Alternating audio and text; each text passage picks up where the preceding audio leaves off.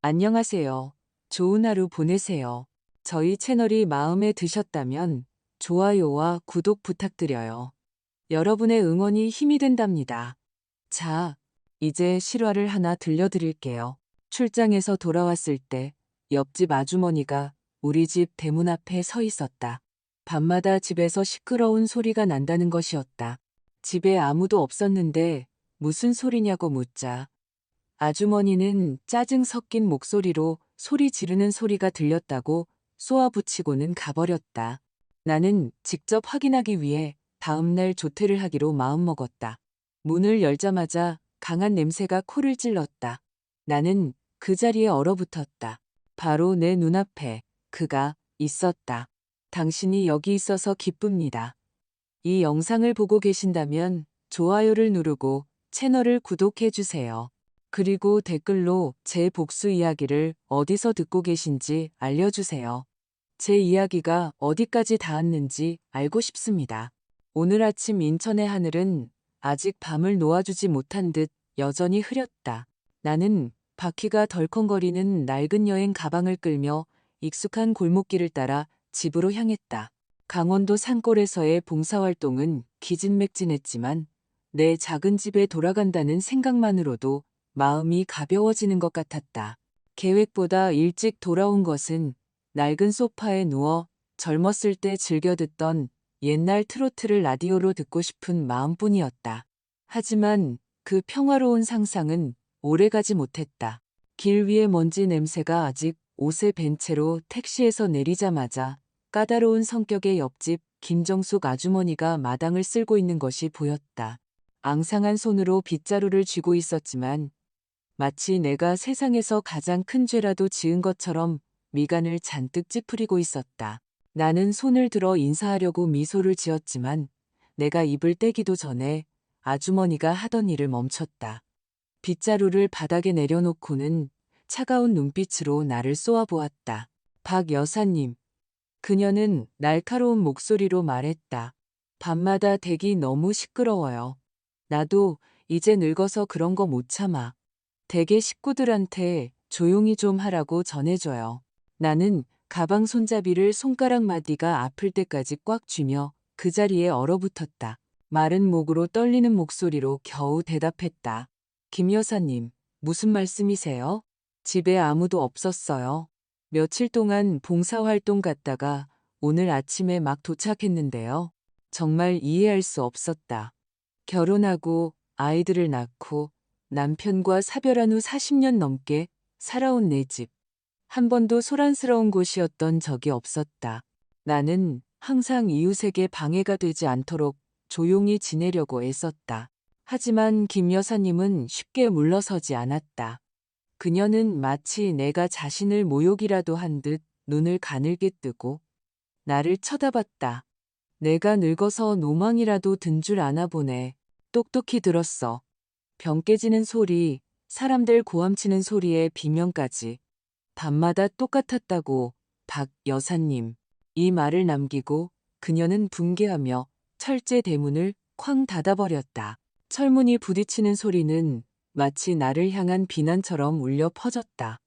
나는 마당 한가운데에 서서 찬물을 뒤집어 쓴 듯한 기분이었다. 심장이 빠르게 뛰기 시작했다. 분노 때문이 아니라 마음속에서 자라나는 불안감 때문이었다. 나는 마음을 진정시키려 했으며 가방을 집 안으로 들였다. 아마 김 여사님이 착각했을 것이다. 벌써 80이 넘으셨으니 눈도 침침하고 귀도 잘 안 들리실 테니까. 어쩌면 골목 다른 집에서 나는 소리를 들었을지도 모른다. 하지만 현관문에 다가가 열쇠를 꽂으려다 나는 그대로 멈춰섰다. 자물쇠는 긁힌 자국 하나 없이 멀쩡했다. 하지만 안쪽에 잠금쇠가 풀려 있었다.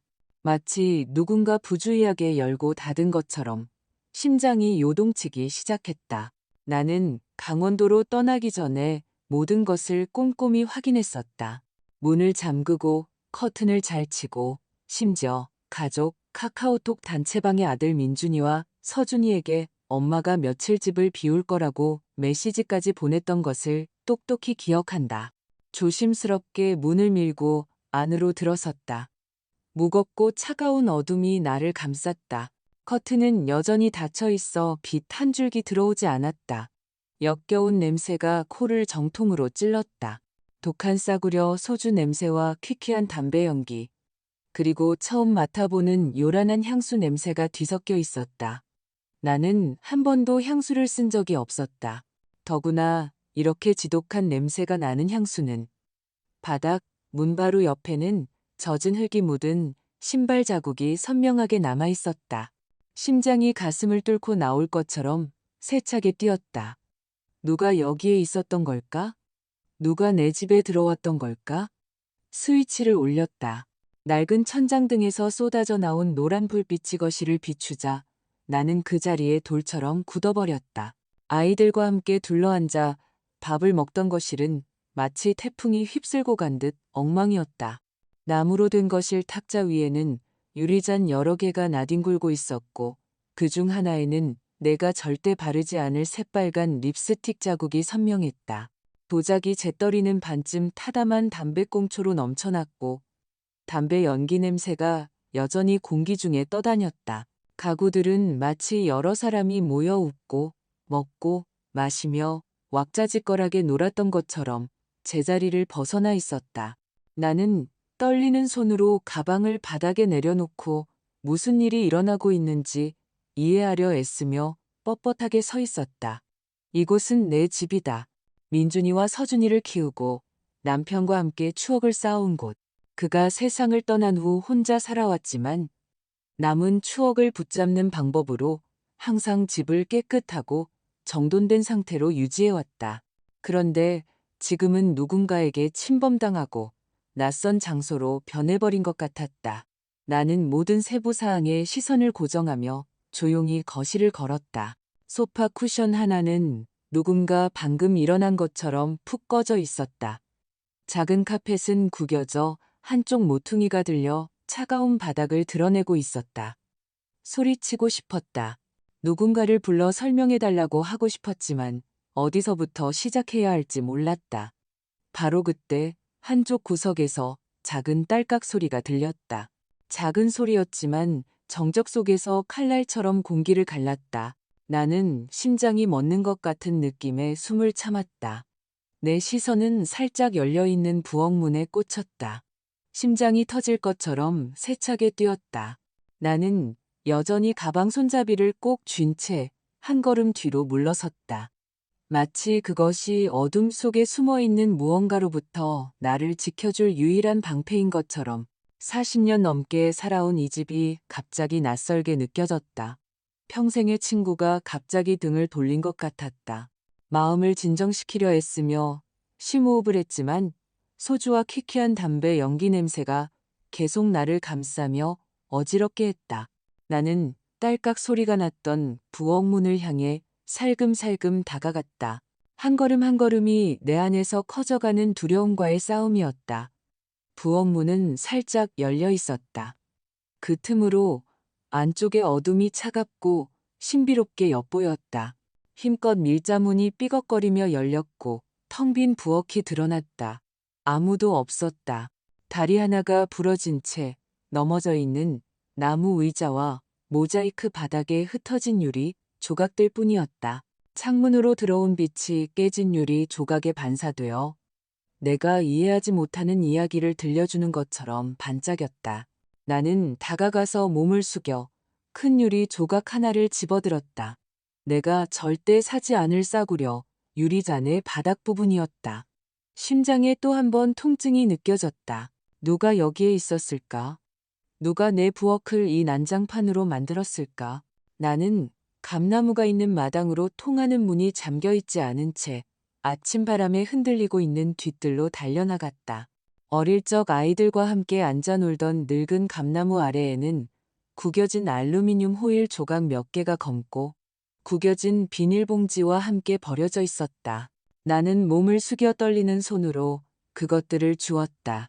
봉지는 비어 있었지만 거기서 나는 이상한 화학약품 냄새에 소름이 돋았다. 나는 휴대폰을 꺼내 황급히 사진 몇 장을 찍었다. 왜 찍는지는 몰랐다. 그저 증거가 필요하다는 것, 이 혼란 속에서 붙잡을 무언가가 필요하다는 것만 알았다. 주위를 둘러보며 더 많은 단서를 찾았지만 감나무 잎사귀 사이로 바람이 부는 소리만 들릴 뿐이었다. 마치 내가 알아들을 수 없는 비밀을 속삭이는 것 같았다.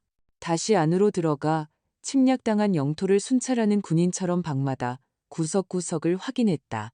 내 침실은 이불이 개어져 있는 등 그대로였지만 그 낯선 향수 냄새는 누군가 내 침대에 누웠던 것처럼 여전히 떠다니고 있었다. 민준이와 서준이의 방은 오래전부터 아무도 쓰지 않았지만 서준이의 침대 밑에 쑤셔 박혀있는 구겨진 손수건 외에는 별다른 이상이 없었다. 손수건을 집어들자 새빨간 립스틱 자국이 보였다. 또 그 색깔이었다. 누군가 내 심장을 쥐어짜는 듯한 느낌에 손수건을 꽉 쥐었다. 거실로 돌아와 창문을 활짝 열고 신선한 공기가 퀴퀴한 냄새를 씻어내 주기를 바랐다.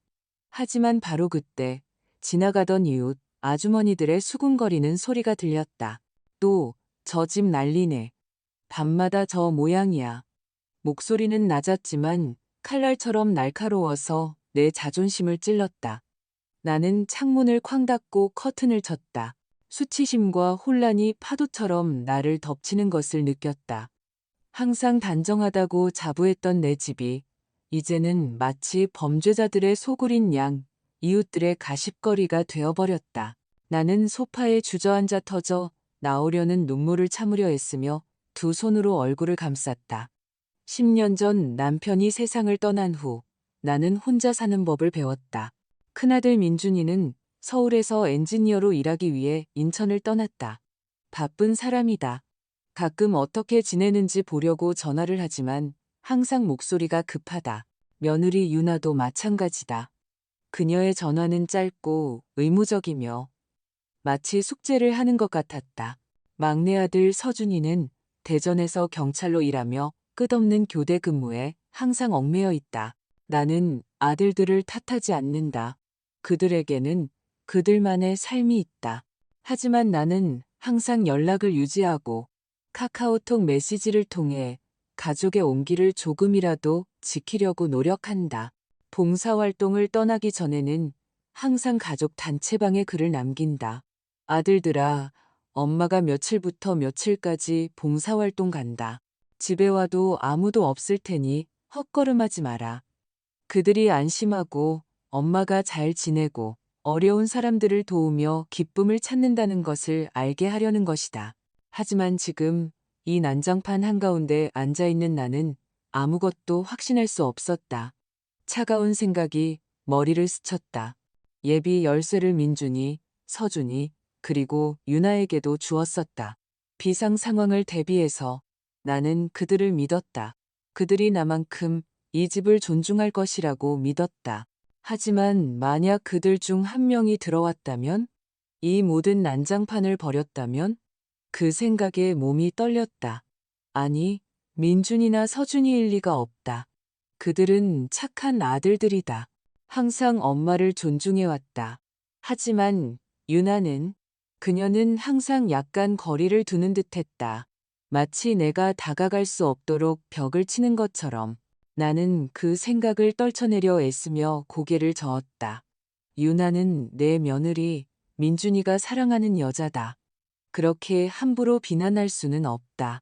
나는 소파에 주저앉아 여전히 그 싸구려 향수 냄새가 나는 쿠션을 손으로 만졌다. 낡은 오디오의 디지털 시계는 누군가 켰다가 끄는 것을 잊은 것처럼 계속 깜빡이고 있었다. 탁자 위에 유리잔 하나를 들어 새빨간 립스틱 자국을 자세히 들여다보았다. 그 색은 낯설었지만 마치 내 집이 더럽혀졌다는 신호, 비난처럼 느껴졌다. 나는 떨리는 손으로 잔을 내려놓고 머릿속에서 이 퍼즐 조각들을 맞추려 했었다. 일어나서 거실을 이리저리 오가며 논리적인 설명을 찾았다. 도둑들이었을까? 하지만 자물쇠는 억지로 열린 흔적이 없었다. 문을 지렛대로 열려고 한 흔적도 없었다. 아니면 장난기 많은 젊은이들이 빈집에 들어와 소란을 피운 걸까? 하지만 립스틱 자국, 향수, 그리고 그 많은 술잔들은 모든 것이 너무 구체적이고 생생했다. 마치 내가 초대받지 않은 파티가 방금 끝난 것처럼. 나는 벽에 걸린 가족 사진 앞에 멈춰섰다. 사진 속에서 나는 민준이와 서준이 사이에 서서 내 환갑날 활짝 웃고 있다. 그때는 아직 살아계셨던 남편이 내 어깨에 손을 얹고 다정한 눈빛으로 뒤에 서 있다. 그 사진이 내가 가진 전부다. 이 가족의 행복했던 날들의 증거. 하지만 지금 그 사진을 보니 둔한 통증만 느껴졌다. 이 집은 더 이상 따뜻한 추억의 장소가 아니었다. 낯선 곳, 내가 더 이상 알아보지 못하는 곳이 되어버렸다. 나는 다시 앉아 휴대폰을 꺼내 가족단체 카톡방을 확인했다. 강원도로 떠나기 전에 보낸 마지막 메시지는 여전히 아무런 답장 없이 남아 있었다. 민준이에게 전화해서 무슨 일인지 아는지 묻고 싶었지만 두려웠다.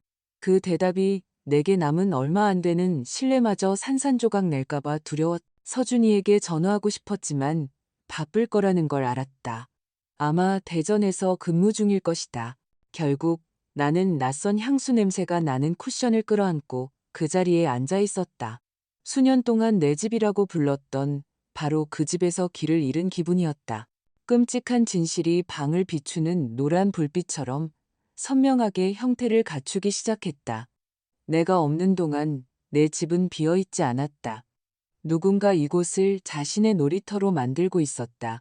다음 날 아침 커튼 틈으로 첫 햇살이 스며들어 여전히 어지러운 흔적이 남은 바닥을 비추었다.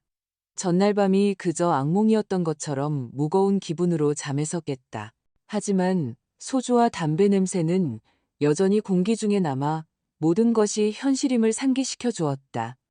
신선한 공기를 좀 마시려고 커튼을 열었지만 내 마음은 엉킨 실타래 같았다.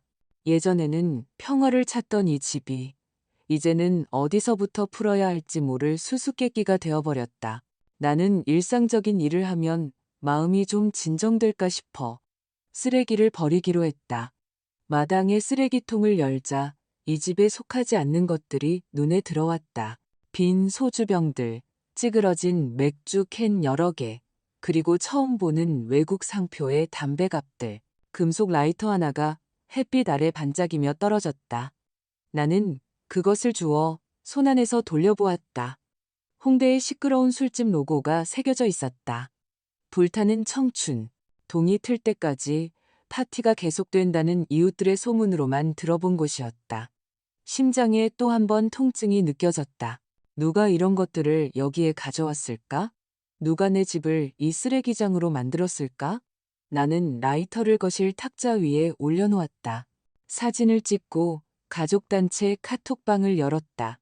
메시지를 입력하는 동안 손가락이 떨렸다. 아들들아, 엄마 없는 동안 누가 집에 들어왔었나 보다. 혹시 너희 중에 누가 들렀다가 연락하는 걸 잊었니? 어제 찍은 라이터, 맥주병, 유리잔의 립스틱 자국 사진을 첨부했다. 속으로는 모든 것이 오해이기를, 민준이나 서준이가 들렀다가 말하는 것을 잊었기를 바라는 간단한 설명을 갈망했다. 하지만 마음 깊은 곳에서는 진실이 그렇게 간단할 수 없다는 것을 알고 있었다. 거의 즉시 휴대폰이 울렸다. 민준이었다. 그의 음성 메시지는 언제나처럼 급하게 들렸다. 저 아니에요, 엄마. 서울에서 프로젝트 때문에 정신없어요. 이번 주 내내 못 갔어요. 유나도 계속 일했으니 들렀을 리가 없어요. 너무 걱정 마세요. 그래도 유나한테 물어볼게요. 가슴을 돌로 짓누르는 듯한 느낌으로 메시지를 읽었. 민준이도 아니고 유나도 아니라면 대체 누구란 말인가? 서준이는 아직 메시지를 확인하지 않았다. 분명 대전에서 근무 중일 것이다. 당장 전화하고 싶었지만 멈칫했다. 서준이는 경찰이다. 그에게 모든 것을 말하면 어떻게 해야 할지 알 것이다. 하지만 그를 귀찮게 하고 싶지 않았다. 엄마가 이제 늙어서 별일 아닌 것에 겁을 먹는다고 생각하게 하고 싶지 않았다. 유나에게 메시지를 보낼까 생각했지만 망설였다. 민준이가 이미 그녀를 대신해 말했고 이미 위태로운 며느리와의 관계를 더 긴장시키고 싶지 않았다. 유나는 내가 아무리 다가가려 해도 항상 거리를 두었다. 미소는 많이 지었지만 그 미소는 결코 눈까지 닿지 않았다. 마치 무언가를 숨기는 것처럼 나는 그런 생각을 떨쳐내려 애쓰며 고개를 저었다. 의심이 내 판단을 흐리게 놔둘 수는 없었다. 정오 무렵 거실 탁자를 닦고 있을 때 김 여사님이 나타났다. 그녀는 물뿌리개를 손에 들고 대문 밖에 섰지만 그 눈빛은 칼날처럼 날카로웠다. 박 여사님, 그녀가 불렀다. 목소리는 전날 아침처럼 공격적이지는 않았지만 여전히 책망으로 가득 차 있었다. 나는 문제 일으키고 싶지 않아요. 하지만 일주일 내내 댁이 시끄러워서 잠을 잘 수가 없었어. 하루는 문신한 젊은이들이 잔뜩 몰려와서 스피커까지 가져오고 심지어 봉고차까지 끌고 왔다니까요. 나는 미간을 찌푸리며 대문으로 다가갔다. 봉고차요? 나는 갈라지는 목소리로 물었다. 김 여사님은 자신이 지어내는 것이 아니라는 것을 분명히 하려는 듯 단호하게 고개를 끄덕였다. 그래요. 근육질의 남자들이 커다란 종이 상자들을 댁으로 옮기는 걸 이두 눈으로 똑똑히 봤어요. 새벽에. 믿지 못하겠으면 저기 모퉁이 슈퍼 아저씨한테 물어봐요. 이 말을 남기고 그녀는 마치 큰 짐이라도 벗어 던진 듯 화초에 물을 주러 돌아섰다. 김 여사님의 말은 비수처럼 꽂혔다. 봉고차, 종이 상자, 문신한 젊은이들. 나는 평정을 유지하려 애썼지만 머릿속은 수많은 질문으로 어지러웠다. 나는 민준이와 서준이가 어릴 때부터 사탕을 사 먹던 그 착한 동네 슈퍼 아저씨에게 달려갔다. 그는 카운터 뒤에 앉아 신문을 읽고 있었지만 나를 보자마자 신문을 내리고 다정하게 미소 지었다. 박 여사님, 이게 얼마만이에요? 잘 지내셨어요? 아저씨, 나는 숨가쁜 목소리로 그의 말을 끊었다. 김 여사님이 우리 집 앞에 봉고차가 있었다고 하던데 사실이에요? 아저씨는 고개를 끄덕였다. 그의 얼굴이 심각해졌다. 그래요. 번호판이 다 흐릿한 하얀색 봉고차였어요. 새벽에 댁 앞에 주차하더라고요. 엿보니까 종이 상자들을 옮기고 있길래 집을 세라도 줬나 했지. 그는 잠시 말을 멈추고 걱정스러운 눈으로 나를 쳐다봤다. 무슨 안 좋은 일이라도 있어요. 박 여사님? 아니에요. 나는 마른 목으로 대답했다. 고마워요, 아저씨. 제가 알아볼게요. 나는 바위를 짊어진 것처럼 무거운 마음으로 집으로 돌아왔다. 한 걸음 한 걸음이 불안으로 울려 퍼졌다. 내가 신성불가침이라고 믿었던 내 집은 이제 억지로 펼쳐져 읽고 싶지 않은 비밀 페이지를 드러내는 책 같았다. 집에 도착하자 나는 더 신중하게 모든 것을 다시 수색하기로 결심했다. 모든 서랍을 열고 모든 구석을 확인했다. 내 집에서 형사가 된 것처럼 계단 아래 내가 거의 신경 쓰지 않던 어두운 공간에서 낡은 청 가방 하나를 발견했다. 가방을 꺼내는 손이 떨렸다.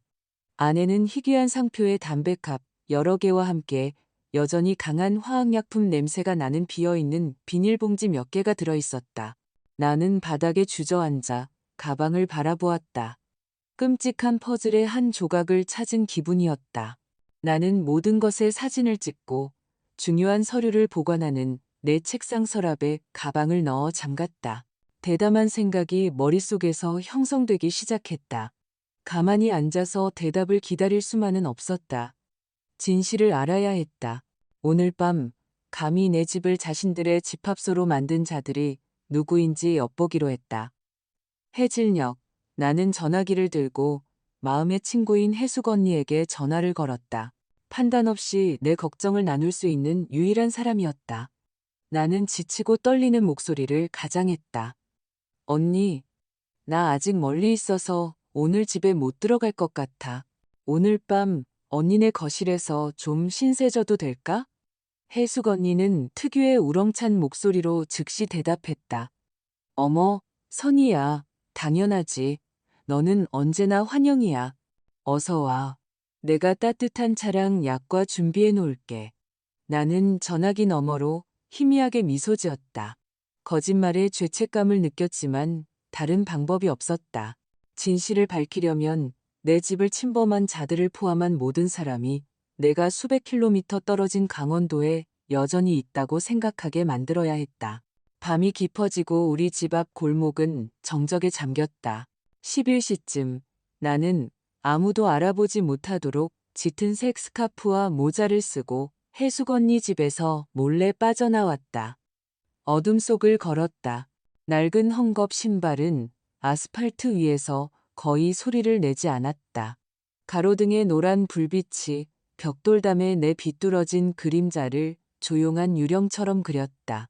심장이 세차게 뛰었다. 두려움 때문만이 아니라 막연한 아픔 때문이었다.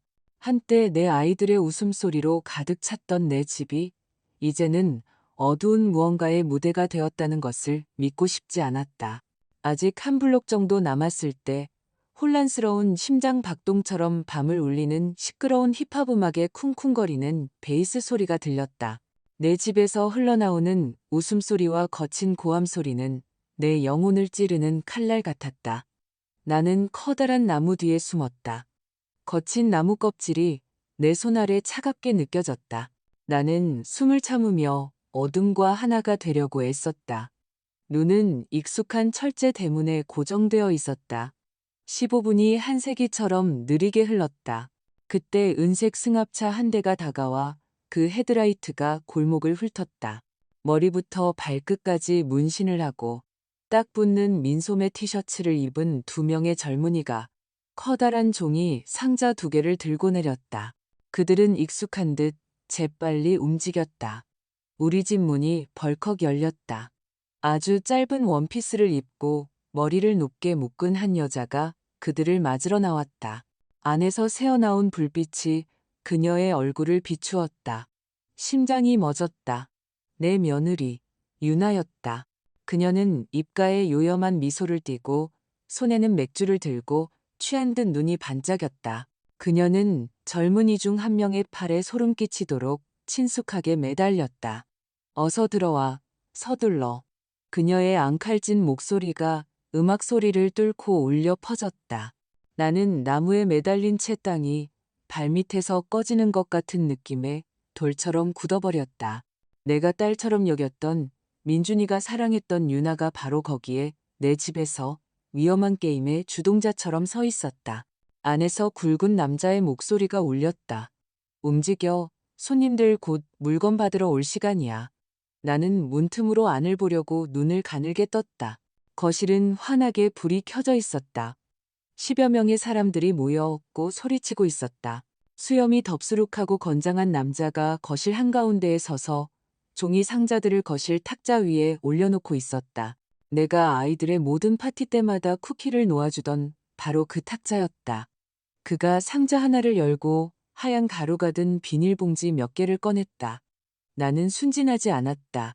그것이 마약이라는 것을 알았다. 내 집, 민준이와 서준이에게 올바른 사람이 되라고 가르쳤던 곳. 이제는 쓰레기를 파는 소굴이 되어버렸다. 거의 비명을 지를 뻔했지만 손으로 입을 막았다. 몸이 걷잡을 수 없이 떨렸다. 간신히 들고 있을 수 없을 정도로 떨리는 손으로 휴대폰을 들어 몰래 사진 몇 장을 찍었다. 플래시가 터질 뻔해서 황급히 설정을 확인했다. 다행히 꺼져 있었다.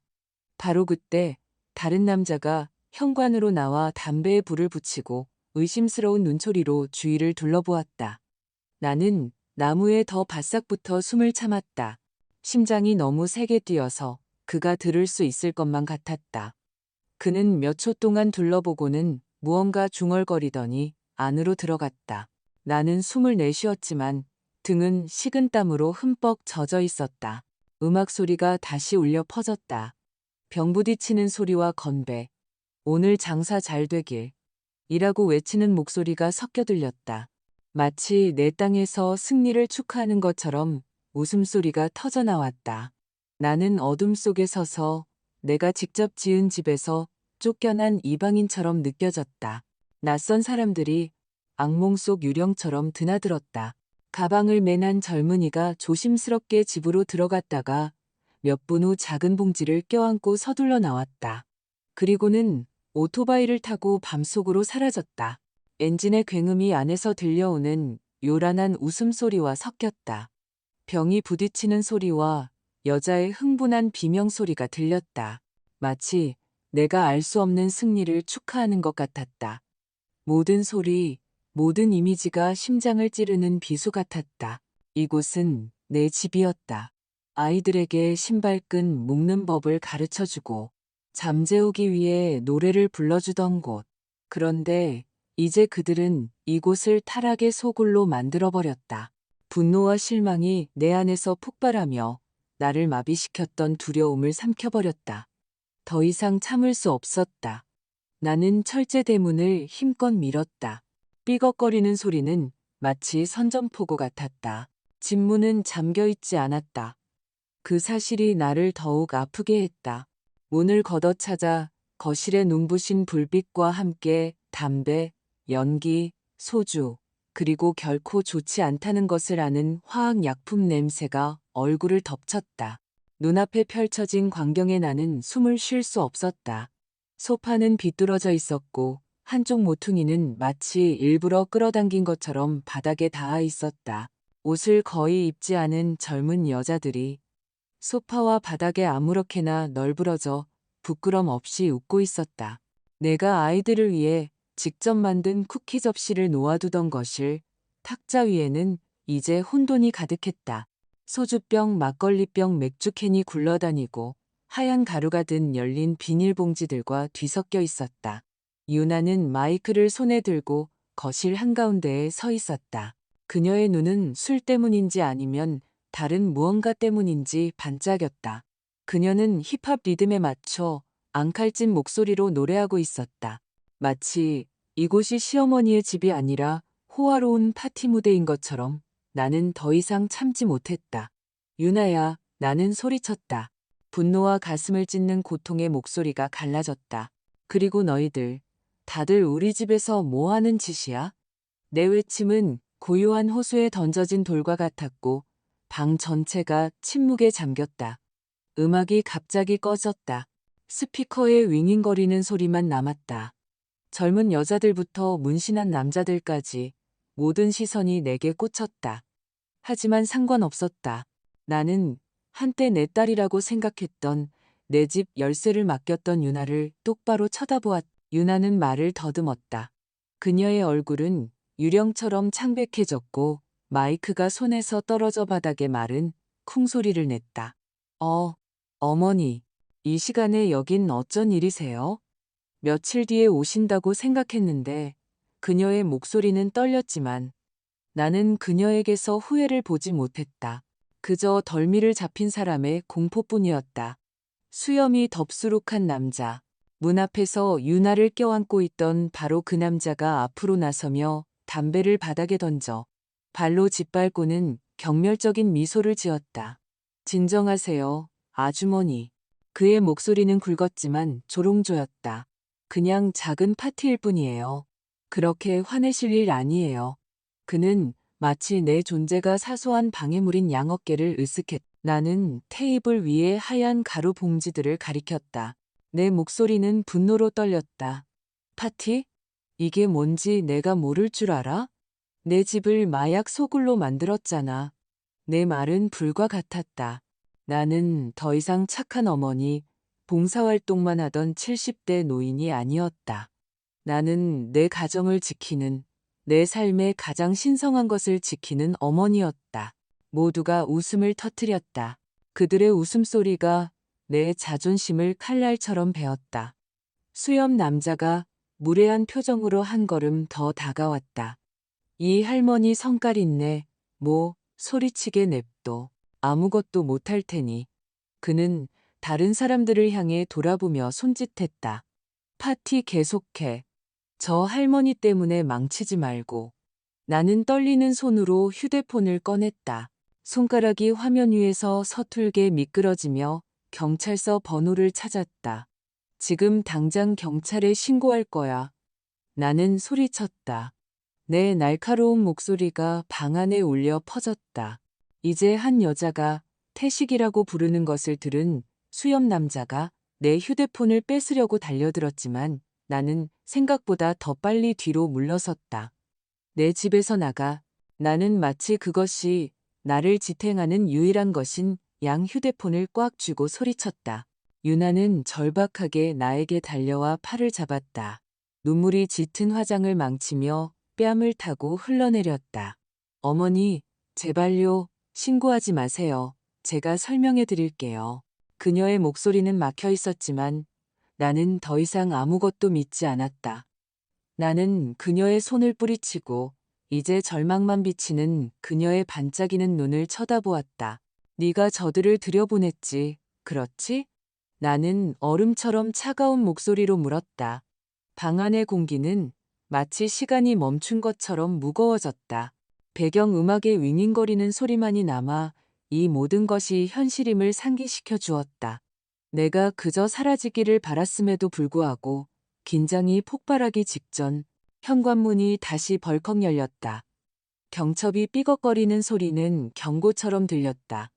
큰아들 민준이가 항상 들고 다니는 가죽 서류 가방을 든 채 들어왔다. 서울에서 온 긴 여행으로 이미 지쳐있던 그의 얼굴은 술과 담배 연기, 그리고 무례한 눈빛의 낯선 사람들로 가득 찬 거실의 광경을 보자 돌처럼 굳어졌다. 옷을 거의 입지 않은 여자들, 바닥에 굴러다니는 술병들, 그리고 거실 탁자 위에 하얀 가루 봉지들. 모든 것이 아무도 그를 준비시키지 않은 끔찍한 그림 같았다. 민준이의 시선은 낯선 남자들 한가운데에 아주 짧은 원피스를 입고 서 있는 그의 아내 유나에게 멈췄다. 나는 그 순간 그의 세상이 무너지는 것을 보았다.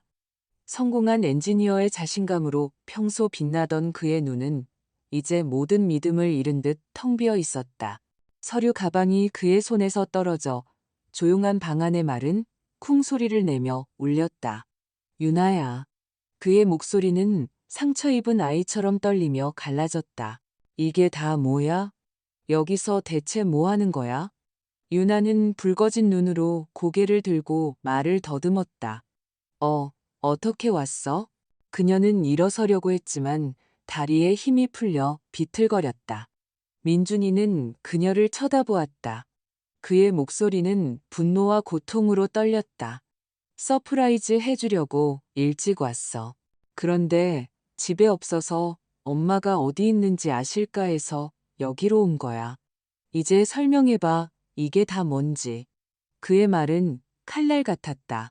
유나뿐만 아니라 내 심장에도 밝혔다. 나는 무력하게 서서 내가 그토록 애써 키운 아들이 그토록 쓰라린 배신에 직면하는 것을 지켜보았다.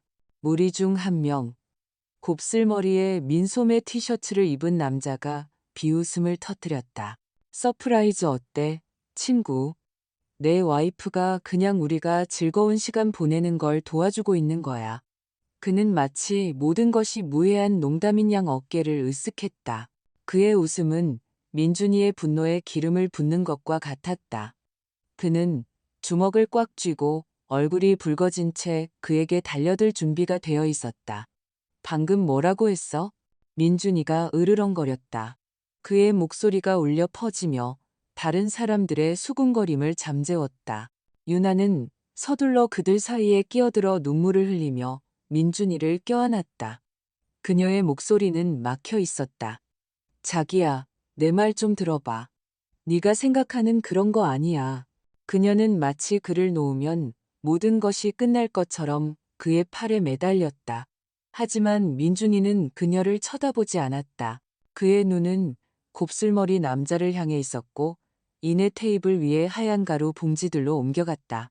나는 그의 어깨가 분노뿐만 아니라 사랑하는 여자에 대한 진실을 막 발견한 남편의 고통으로 떨리는 것을 보았다.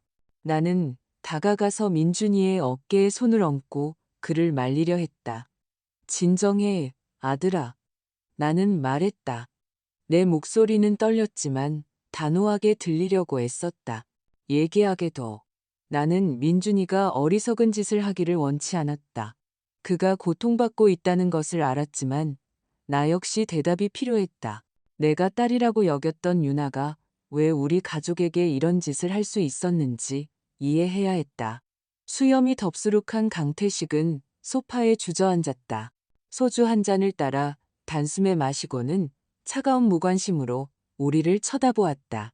내 와이프가 그냥 집 좀 빌려준 거야. 그는 마치 중요하지 않은 이야기를 하듯 단조로운 톤으로 말했다. 드라마 찍지 마, 친구. 그냥 모임일 뿐이야. 그 이상도 이하도 아니라고.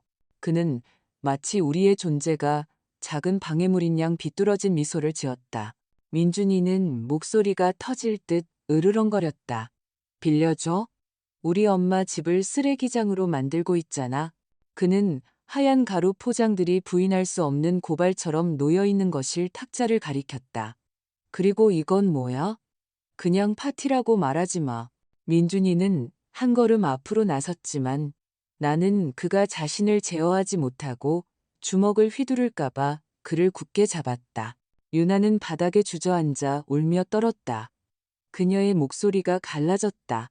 제발, 자기야, 어머니. 경찰 부르지 마세요. 제가 다 사실대로 말할게요. 그녀는 머리가 헝클어진 채 무릎을 끌어안고 있었다. 마치 출구 없는 태풍에 갇힌 사람처럼. 나는 그녀를 바라보았고 마음이 아팠다. 그녀에게 이유가 있기를, 이 가족을 고의로 배신한 것이 아니기를 믿고 싶었다. 하지만 내가 본 것.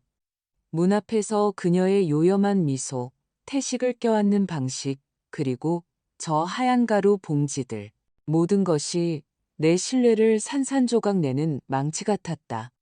민준이와 나는 말없이 서로를 쳐다보았지만 우리 둘 다 같은 생각을 하고 있다는 것을 알았다. 유나가 곧 털어놓을 진실은 우리가 이미 목격한 것보다 훨씬 더 쓰라릴 것이었다. 그녀는 마스카라가 번진 창백한 얼굴과 헝클어진 머리로 바닥에 앉아 있었다.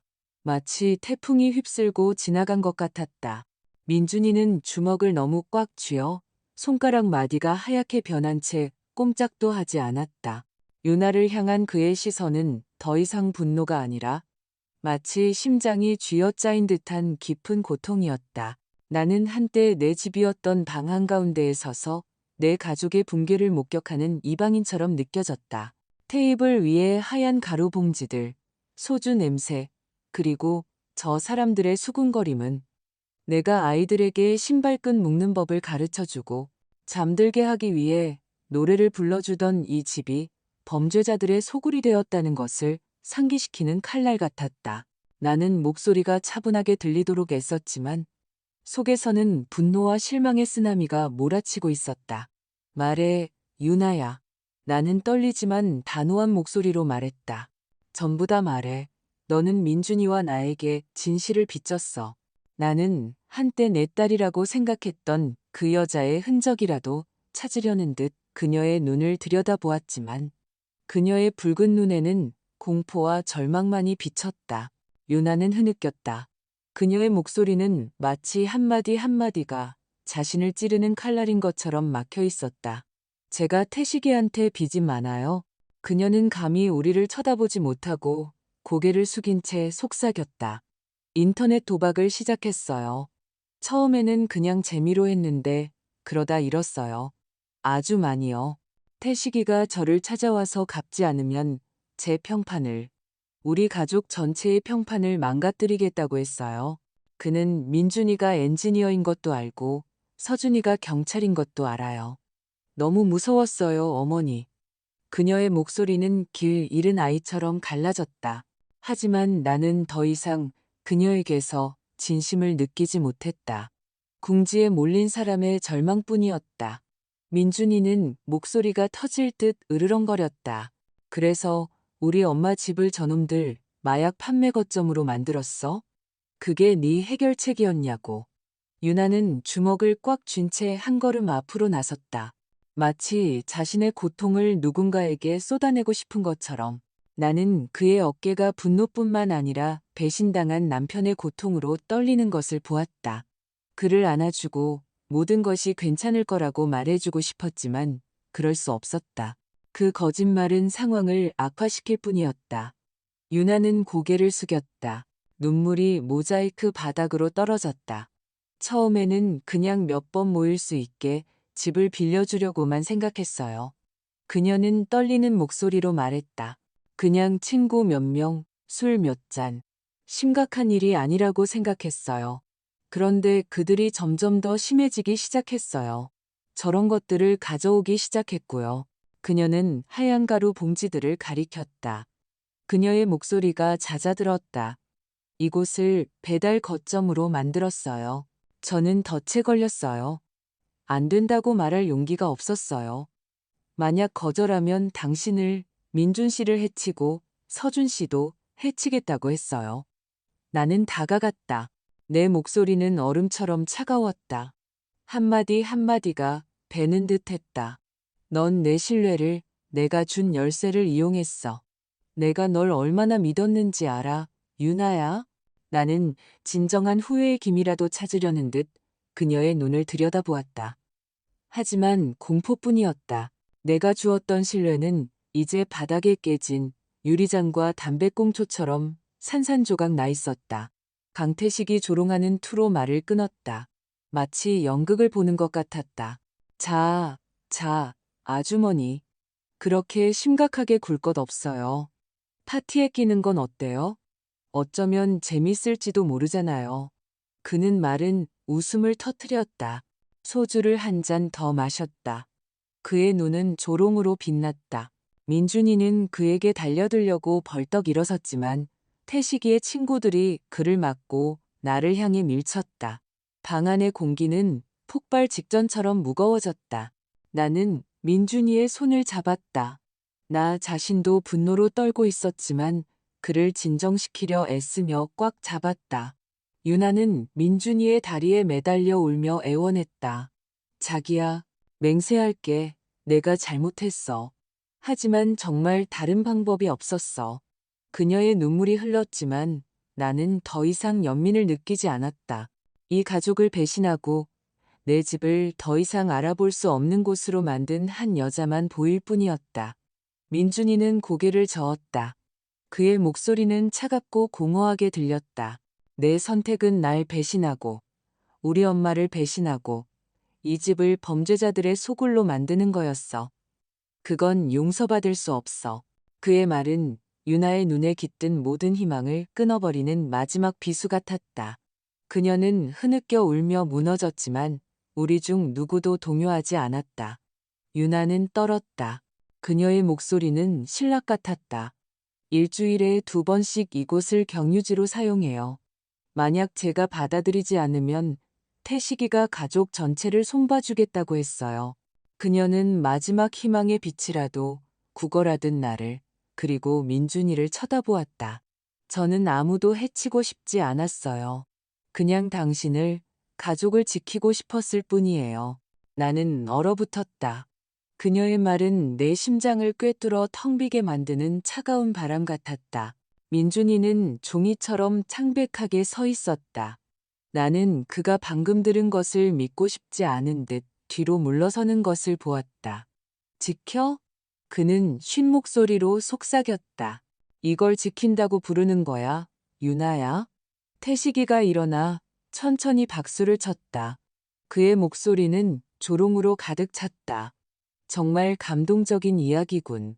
하지만 저 할머니가 진짜로 경찰 부르기 전에 이제 그만 끝내야 할 것 같은데. 그는 마치 떠날 것처럼 자기 패거리에게 손짓했다. 하지만 나는 그들이 그렇게 쉽게 도망가도록 놔두지 않을 작정이었다. 바로 그때 공기가 폭발하기 직전 멀리서 날카롭고 무서운 소리가 들려왔다. 경찰차의 사이렌 소리가 멀리서 희미하게 들려오기 시작하더니 어두운 골목 전체를 비추는 빨갛고 파란 불빛과 함께 빠르게 다가왔다. 태식이와 그의 부하들의 오만한 얼굴이 공포로 변했다. 태식이는 서둘러 테이블 위에 하얀 가루 봉지들을 주워 검은 가방에 쑤셔 넣으며 소리쳤다. 튀어, 짭새 떴어. 그는 마치 우리 중 누군가가 신고라도 한 것처럼 의심스러운 눈초리로 민준이와 나를 쳐다보았다. 민준이와 나는 혼란스러운 표정으로 서로를 쳐다보았다. 나는 수천 번이나 휴대폰 위에 손가락을 올려놓았지만 결코 번호를 누르지는 않았다. 민준이는 고개를 저었다. 그의 눈은 자신도 아니라고 말하고 있었다. 그럼 누가 신고했을까? 그 질문은 현관문이 벌컥 열리면서 공중에 남았다. 경첩이 삐걱거리는 소리는 선전포고와 같았다. 짙은 파란색 경찰 제복을 입은 내 막내 아들, 서준이가 내가 한 번도 본 적 없는 단호한 표정으로 들어왔다. 그의 뒤에는 중무장한 동료 4명이 차가운 눈빛으로 행동할 준비를 마친 채 따라 들어왔다. 방은 혼돈에 빠졌다. 문신한 젊은이들이 뒷문으로 도망치려 했지만 서준이의 동료들이 이미 길을 막고 있었다. 한 명이 저항하려 했지만 순식간에 제압당했다. 수갑이 채워지는 소리는 정의의 음악처럼 들렸다. 서준이는 거실 중앙으로 걸어 들어왔다. 그의 시선이 군중을 훑다가 태식이에게 멈췄다. 그의 목소리는 한치의 의심도 없이 단호했다. 강태식, 내 노름은 끝났어. 이곳은 몇 주 전부터 우리 감시망에 있었어. 내 쥐새끼들 소굴이 바로 우리 엄마 집일 줄이야. 누가 알았겠어? 나는 벼락이라도 맞은 듯 그 자리에 굳어버렸. 서준아, 너 언제부터 알고 있었니? 나는 믿을 수 없다는 듯 떨리는 목소리로 물었다. 막내 아들 서준이 대전에서 근무하느라 바쁠 거라고만 생각했던 그가 이 집에서 무슨 일이 벌어지고 있는지 이미 알고 있었다니. 나는 설명을 구하며 그를 쳐다보았지만 분노와 고통이 뒤섞인 그의 눈은 내 마음을 아프게 했다. 서준이가 나를 향해 돌아섰다. 그의 목소리는 부드러워졌지만 여전히 씁쓸함으로 가득 차 있었다. 이 조직을 오랫동안 추적해왔어요, 엄마. 조용한 장소를 이용해서 인천 일대에 물건을 유통하는 놈들이에요. 그런데 형수가 여기에 연루되어 있을 줄은 상상도 못했어요. 그는 이제 바닥에 무릎 꿇고 두 손에 얼굴을 파묻은 채 모든 시선으로부터 숨고 싶어하는 유나를 가리켰다. 태식이가 비웃음을 터뜨리며 항복하는 것이 농담이라도 되는 양 두 손을 공중으로 들었다. 잠복 경찰이었구만. 그는 비꼬듯 말했다. 훌륭한 가족 드라마야. 범죄 현장에서의 재회라니. 나쁘지 않은데, 김순경. 그는 비뚤어진 미소를 지었지만 그의 불안한 눈은 공포를 감추지 못했다. 서준이는 대답하지 않았다. 그저 동료들에게 손짓했을 뿐이다. 그들은 재빨리 움직여 태식이와 나머지 사람들에게 수갑을 채웠다. 수갑 소리, 저항하는 고함 소리, 그리고 부츠 소리가 혼란스러운 교향곡을 만들어냈다. 하지만 내게는 그것이 해방처럼 들렸다. 민준이는 유나에게 시선을 고정한 채 마비된 듯 서 있었다. 나는 그의 어깨가 분노가 아닌 형언할 수 없는 고통으로 떨리는 것을 보았다. 나는 서준이에게 다가가 떨리는 손을 그의 어깨에 얹었다. 폭풍 속에서 닻을 찾은 기분이었다. 네가 제때 와줘서 정말 다행이다, 아들아. 나는 막힌 목소리로 속삭였다. 서준이는 고개를 끄덕였지만 그의 시선은 여전히 무거웠다. 엄마, 그는 씁쓸하게 말했다. 하지만 형수도 법의 심판을 받아야 해요. 유나가 눈물로 얼룩진 얼굴을 들고 애원했다. 서준아, 너도 알잖아. 난 강요당했어. 이러고 싶지 않았어. 태식이가 날 협박했어. 민준 씨랑 너, 그리고 어머니를 해치겠다고. 그녀는 마지막 희망의 빛이라도 붙잡으려는 듯 서준이를 향해 손을 뻗었다. 하지만 서준이는 고개를 저었다. 그의 시선은 차가웠고 동정심이 없었다. 강요당했든 공범이든 그건 경찰서에서 밝혀질 겁니다. 그는 강철 같은 목소리로 말했다. 하지만 한 가지는 확실해요. 형수는 이 가족을 배신했어요. 경찰이 강태식이와 그의 공범들을 데려간 후 내 집은 마치 태풍이 휩쓸고 간 재난지역처럼 남았다. 바닥에는 깨진 유리 조각들, 비뚤어진 가구들, 술과 재로 얼룩진 바닥. 소주 냄새는 여전히 떠다녔고 경찰이 조심스럽게 봉인하고 있는 봉지들의 화학약품 냄새와 섞여 있었다. 나는 소파에 주저앉았다. 다리에 더 이상 힘이 들어가지 않았다. 세상이 무너져 내리는 것 같았다.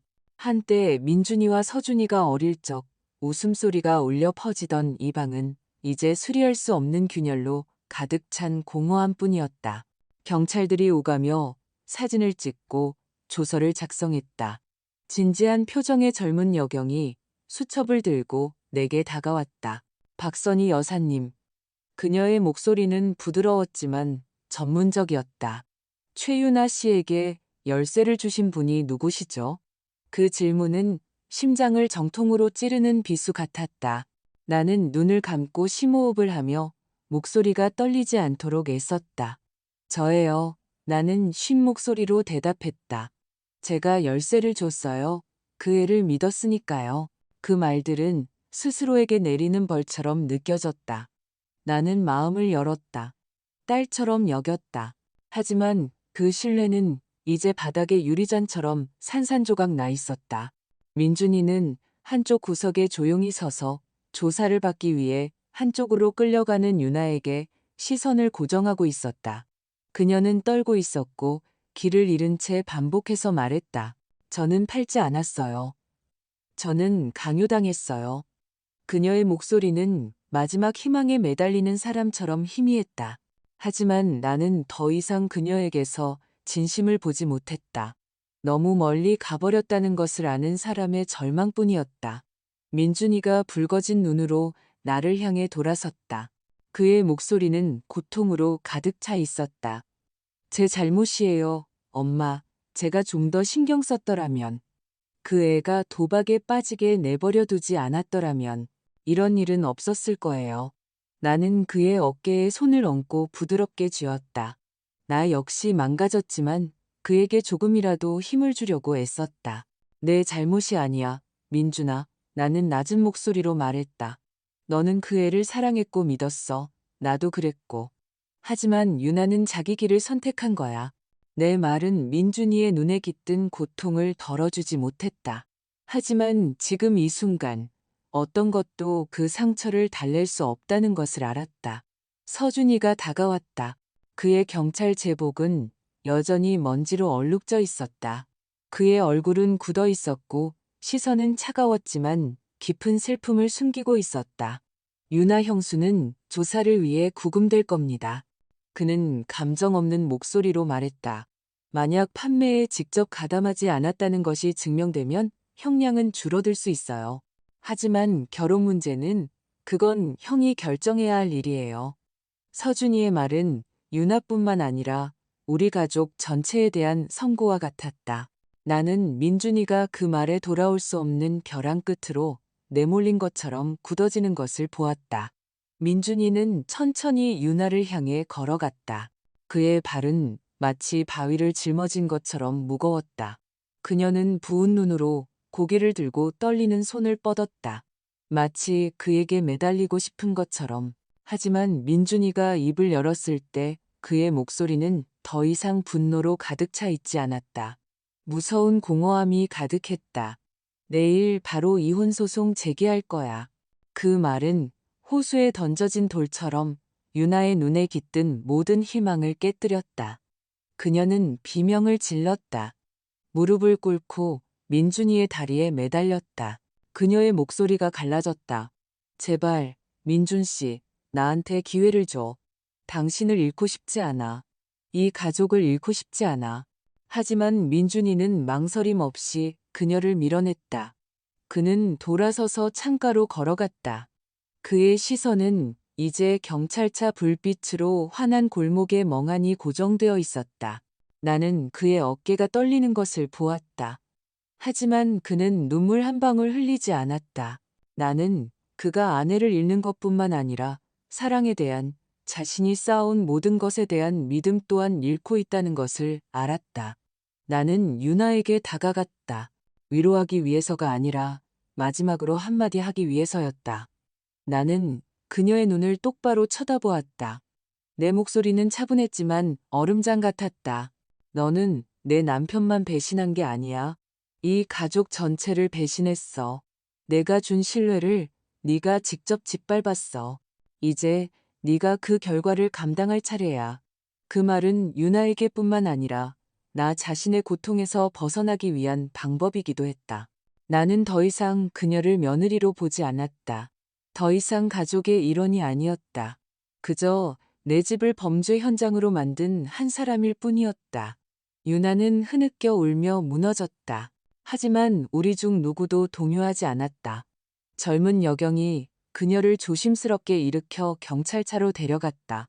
유나를 태운 차량이 사라지고 사이렌 소리가 잦아들자 집은 섬뜩한 침묵에 잠겼다. 더 이상 힙합 음악도 웃음소리도 없었다. 오직 벽시계의 째깍거리는 소리만이 우리 가족이 영원히 변해버렸음에도 불구하고 시간은 계속 흐르고 있음을 상기시켜 주었다. 그 운명적인 밤 이후 몇 주가 흘렀고 내 집은 마침내 본래의 평온을 되찾았다. 사람을 고용해 모든 것을 수리했다. 바닥은 반짝였고 깨진 유리는 사라졌으며 낡은 자물쇠는 새롭고 빛나는 것으로 교체되었다. 공기 중에는 더 이상 소주와 담배 냄새가 떠다니지 않았다. 그 자리에는 세정제의 소나무 향과 마당의 감나무에서 나는 부드러운 향기가 감돌았다. 하지만 겉으로는 모든 것이 정상으로 돌아오고 있었지만 내 안에는 채울 수 없는 공허함이 느껴졌다. 이 집은 비록 깨끗해졌지만 여전히 일어났던 일에 보이지 않는 상처를 간직하고 있었다. 민준이는 인천에서 몇 시간 떨어진 다른 도시의 작은 아파트로 이사했다. 새로운 일이 그를 필요로 한다고 말했지만 나는 그가 고통에서 도망치고 있다는 것을 알았다. 그의 전화에서 그의 목소리는 여전히 무겁고 짧았다. 마치 한마디 한마디가 보이지 않는 벽을 뚫어야 하는 것처럼 나는 그를 탓하지 않는다.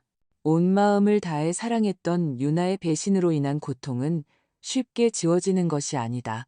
반면에 서준이는 나를 더 자주 찾아왔다. 그가 경찰 제복을 입고 나타날 때마다 그의 눈에서는 법 집행관의 단호함뿐만 아니라 어머니를 보호하고 싶은 아들의 걱정이 보였다. 어느 날 오후 마당에서 새로운 장미를 심고 있을 때 김 여사님이 갖고 온 빵이 가득 담긴 바구니를 들고 다가왔다. 그녀는 내가 강원도에서 돌아온 날의 환한 얼굴과는 아주 다른 환한 미소를 지으며 대문 옆에 섰다. 이제야 댁이 조용하네, 박 여사님. 그녀는 우렁찬 목소리로 말했다. 어젯밤에는 아무 소리도 안 나서 아침까지 푹 잤어. 그녀는 큰 소리로 웃었고 그 웃음소리는 조용한 마당에서 음악처럼 들렸다. 나는 하던 일을 멈추고 이마에 땀을 닦으며 미소를 돌려주었다. 고마워요, 김 여사님. 아주머니 불평이 아니었더라면 아마 저는 아직도 진실을 몰랐을 거예요. 그 말은 진심이었다. 비록 당시에는 그녀의 책망이 나를 혼란스럽고 아프게 했지만 그것 덕분에 내 집에서 무슨 일이 벌어지고 있는지 알게 되었으니까. 김 여사님은 혀를 차며 고개를 저었다. 이웃 좋다는 게 뭐겠어. 서로 돕고 사는 거지. 나는 그냥 박 여사님이 편안하게 지냈으면 좋겠어. 그럴 자격 충분하잖아. 그녀는 바구니를 대문 위에 올려놓고 집으로 돌아가면서 빵을 다 먹으면 바구니를 돌려달라는 말을 잊지 않았다. 나는 그녀가 멀어지는 것을 보며 가족이 부서졌음에도 불구하고 마음의 작은 온기를 느꼈다. 김 여사님 같은 이웃들은 마당의 늙은 감나무처럼 항상 그 자리에 굳건하고 변함없이 이 삶의 일부로 남아있었다. 그날 밤 나는 이제 깨끗하고 예전처럼 아늑해진 거실에 홀로 앉아 있었다. 천장등에서 나온 노란 불빛이 벽에 걸린 가족 사진을 비추었다. 사진 속에서 남편 민준이, 서준이, 그리고 나는 웃고 있었지만 이제 그 미소는 그저 멀어진 기억일 뿐이었다. 휴대폰을 열어 가족 카톡방에 들어갔고 내 손가락은 화면 위에서 망설였다. 마침내 짧은 메시지를 썼다. 엄마는 괜찮다. 항상 곁에 있어줘서 고맙다. 두 아들. 즉각적인 답장을 기대하지 않고 보냈지만 몇 분 후 민준이가 빨간 하트로 반응했. 대전 어딘가에 있을 서준이는 근무 중인 자신의 사진과 함께 몸 조심하세요. 엄마라는 글을 보냈다. 한때 혼돈의 무대였으나 이제는 평화만이 깃든 집을 둘러보았다. 하지만 이 평온은 예전과 같지 않았다. 아이들의 웃음소리나 저녁 식사 후 남편의 이야기를 듣던 옛 시절의 평화가 아니었다. 이것은 내 안에서 울리는 슬픈 멜로디처럼 고통을 품은 고요함이었다. 서랍에서 일기를 꺼내 마지막 페이지를 찾았었다. 신뢰와 정직이 없다면 애정만으로는 가정을 지탱할 수 없다. 신뢰가 깨지면 집은 더 이상 가정이 아니다. 그 글귀들은 나 자신뿐만 아니라 내가 계속 살아가야 할 날들을 위한 상기였다. 나는 일어나서 달빛이 쏟아지는 마당으로 나갔다. 새로 심은 장미들이 작지만 생명력 넘치는 꽃봉오리를 열기 시작하고 있었다. 새로운 시작의 약속처럼 나는 감나무 아래 나무 벤치에 앉아 상쾌한 밤 공기를 마셨다. 새로운 곳에서 삶을 재건하려 애쓰는 민준이를 생각했다. 자신의 용기로 이 집을 지킨 아들 서준이를 생각했다. 그리고 한때 사랑했지만 이제는 내 기억 속에서 흐릿한 그림자일 뿐인 유나를 생각했다. 민준이와 서준이가 어렸을 때 이 감나무 주위를 걱정 없이 웃으며 뛰어다니던 옛 시절을 떠올렸다. 그 시절 나는 내 가족이 결코 쓰러지지 않는 늙은 나무처럼 영원히 강할 것이라고 믿었다. 하지만 삶은 마당의 장미처럼 때로는 다시 피어나기 위해 뿌리째 뽑히고 가지치기를 당해야 할 때도 있다. 민준이가 유나를 용서할 수 있을지 혹은 새로운 행복을 찾을 수 있을지는 모른다. 서준이가 자신의 형수를 체포해야 했던 고통을 극복할 수 있을지도 모른다. 하지만 한 가지는 안다. 나, 박선희는 여전히 여기에 있다. 아직 이 집이 있고 달빛 아래 싹을 틔우기 시작하는 이 장미들이 있다. 안으로 들어가 불을 끄고 어둠이 나를 감싸게 했다. 하지만 이번에는 어둠이 두렵지 않았다. 휴식을 취하고 생각하고 앞으로 올 일들을 준비할 수 있는 공간이었다. 유나와 강태식이가 남긴 상처를 지울 수는 없지만 그것들과 함께 살아가는 법을 배울 수는 있다. 마당에 늙은 감나무가 수많은 폭풍 후에도 여전히 서 있는 것처럼 나는 눈을 감고 기도를 속삭였다. 내 아들들이 평화를 찾게 하시고 제게는 계속 나아갈 힘을 주소서. 다음 날 아침 나는 일찍 일어나 커피 한 잔을 타서 장미에 물을 줄어 나갔다. 아침 해가 감나무 잎사귀 사이로 스며들어 땅의 빛에 얼룩을 그렸다. 나는 희미한 희망을 느끼는 것처럼 가볍게 미소 지었다. 이 집은 비록 부서졌지만 여전히 내 것이었고 나는 다시 이곳을 가정으로 만들 것이다. 과거에 집착하는 것이 아니라 미래를 끌어안으며 하루에 한 걸음씩 내가 겪은 모든 것에서 나는 한 가지를 배웠다. 가정은 단순히 벽돌, 시멘트 또는 추억으로만 지어지는 것이 아니라 사랑하는 사람들 사이에 신뢰와 정직으로 지어진다는 것을. 신뢰가 배신당하면 집은 아무리 온전해도 차갑고 텅 빈 공간이 되어버린다. 나는 모든 이에게 진실함의 가치를 가볍게 여기지 말라고 말하고 싶다. 단 하나의 거짓말, 단 한 번의 배신이 가족 전체를 산산조각 내기에 충분하기 때문이다. 진실과 애정을 소중히 여기고 지키십시오. 그것이 가정이 진정으로 존재할 수 있는 유일한 기반이기 때문입니다. 방금 들으신 이야기는 관련된 사람들의 신원을 보호하기 위해 이름과 장소가 변경되었습니다. 우리는 판단하기 위해서가 아니라 누군가가 듣고 자신의 집안에서 얼마나 많은 어머니들이 조용히 고통받고 있는지 잠시 멈춰 생각하기를 바라는 마음으로 이 이야기를 전합니다. 진심으로 궁금합니다. 만약 당신이 제 입장이었다면 어떻게 하시겠습니까? 평화를 유지하기 위해 침묵을 선택하시겠습니까? 아니면 자신만의 목소리를 되찾기 위해 모든 것에 맞설 용기를 내시겠습니까? 여러분의 의견을 듣고 싶습니다. 모든 이야기는 다른 이들의 길을 비추는 촛불이 될 수 있기 때문입니다. 신은 언제나 축복하십니다. 그리고 저는 용기가 우리를 더 나은 날들로 이끌 것이라고 확신합니다.